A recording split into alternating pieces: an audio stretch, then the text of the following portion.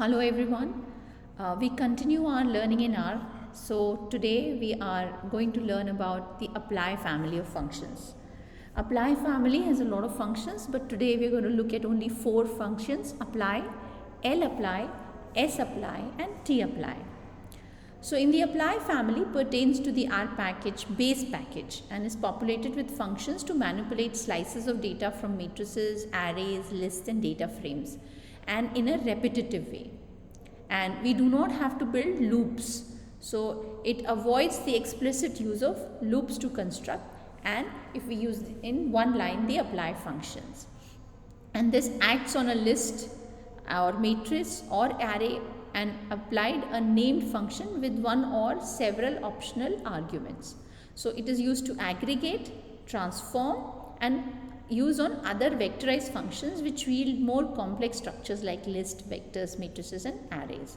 So the apply function forms the basis of more complex combinations, which could be L apply, S apply, V apply, M apply, R apply and T apply. Like we mentioned, we are going to look at 3 more. We are going to look at S apply, L apply and T apply in this video today. So but how do we use these functions and what is the data structure? So this depends on the structure of the data that we input and the format of the output that we need. So which function do we use depends on the input that the structure of the input that we put in the function and the output, the format of the output that we need. So if we start with the apply functions, basically it needs 3 arguments: the X, which is the matrix or data frame, margin, which is can be 1 or 2. If it is margin is equal to 1, then it applies over rows, and if it is margin is equal to 2, it applies over columns. We will just see in a minute what it means. And fun is the function. Now it could be function like a mean, median, variance, or it could be any user defined function. So let's operate in R. So here we can see that if the dimension is 2, it will be a column. It will sum the column like this, and if the dimension is 1, it will sum the row. So we'll just go to R and see how it looks there. So here we have a matrix, which is, if we run the matrix, let's start afresh here. So if we have the matrix which is 1 to 10, number of rows is 5, number of columns is 6, we list it. So this is how my matrix looks like. Now if I apply the apply function and I want to sum, now this is going to sum my columns. And so AM1 looks like this, and AM2 I'm saving the apply function over rows, and this is how it looks like. So for columns that means the columns are added. So 1, 2, 3, 4 and 5 are added to give me 15. 6, 7, 8, 9, 10 are added to give me 40, which means if I say 2, which is a column, it adds up the column. Each of these, it gives me the sum of each of these columns. So 15, 40, 15, 40, 15, 40 is the sum of my columns. If I say apply my matrix, comma 1, comma sum, then it sums the row total. So it sums this, which is 6 plus 6 plus 6 is 18, 19, 20 and 21. So it gives me 21. And then the sum of the next row and then the sum of the next row. So this is how I use the apply function. Now what is the difference between apply and L apply? Let's use the L apply function. So we have a list here of movies. So we have list here for Spider-Man, Batman, Vertigo and Chinatown.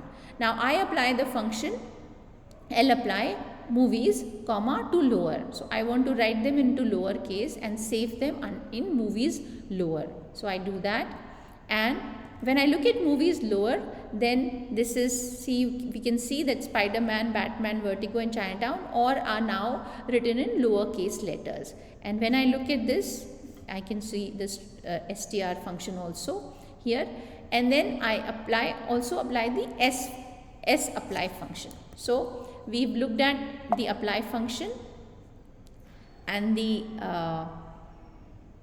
L apply function, and now we're looking at the S apply function.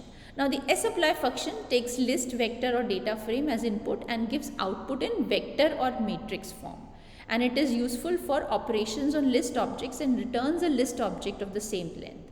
So the main difference, the sapply function in R does the same job as lapply but returns a vector. So when we want the output to be in vector form, then we apply the sapply function.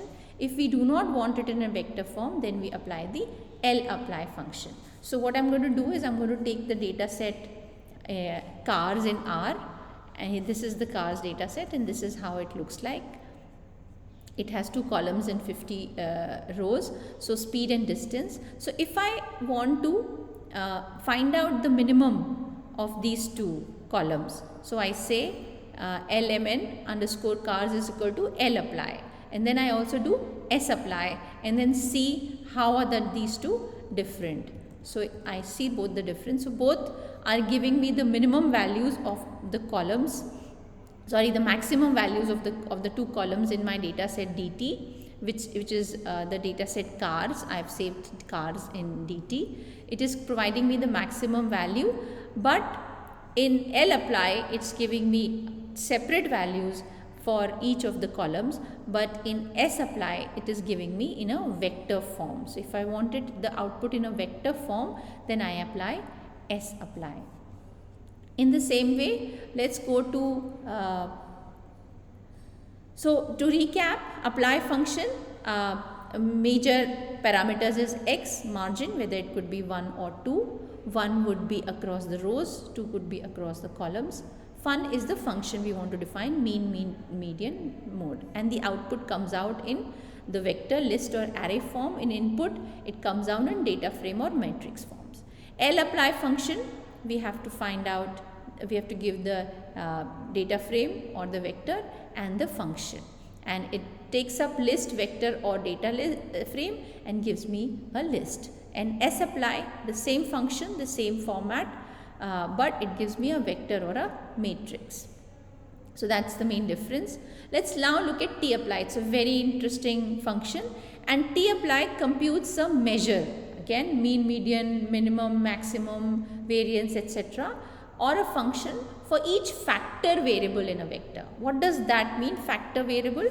So for example, my data set has groups of IDs or cities or countries. So when I apply the T function, it will give me the mean of country wise. It will give me the mean city wise. So it summarizes the patterns. So let's just look at one data set. So here we have the data set iris. Now I have started the data set iris. I look at the data set iris. So if you see here, data set iris, a very popular data set in R, has sepal length, sepal width, petal length, petal width, and species. Now these are numbers, but this is a factor variable or a categorical variable. Now I want to see how many categories are there in the species. So I do str. So here I know that sepal length is a number, sepal width is also a number, petal width is also a number, and petal length and width are also numbers. But species is a factor, and it has 3 levels, setosa, versicolor, and one more factor. So now I want to find out the mean of the species sepal width. So if I want to find out the sepal width for each of the 3 species, then that is what I will do. I will say tapply iris dollar sepal width, comma, iris dollar species, so median, comma, median. So I'm saying here, give me the median of each of the species for this column sepal width. So let me just run this. So here it is. So there are three factors in the species, setosa, versicolor, and virginica. So virginica has the sepal width of median of 3, versicolor has a median sepal width of 2.8, and setosa has a median sepal width of 3.4. In the same way, I can find out the mean of the sepal widths. So mean of the sepal widths would be, this gives me the mean of the sepal width, and this gives me the sepal length sepal lengths mean, and this is how I apply the t-apply functions for each factor. And that's what it means when it says here that each factor, it says here that or a function for each factor variable in a vector. So each factor variable, it gives me the mean, median or any other function. Thank you very much.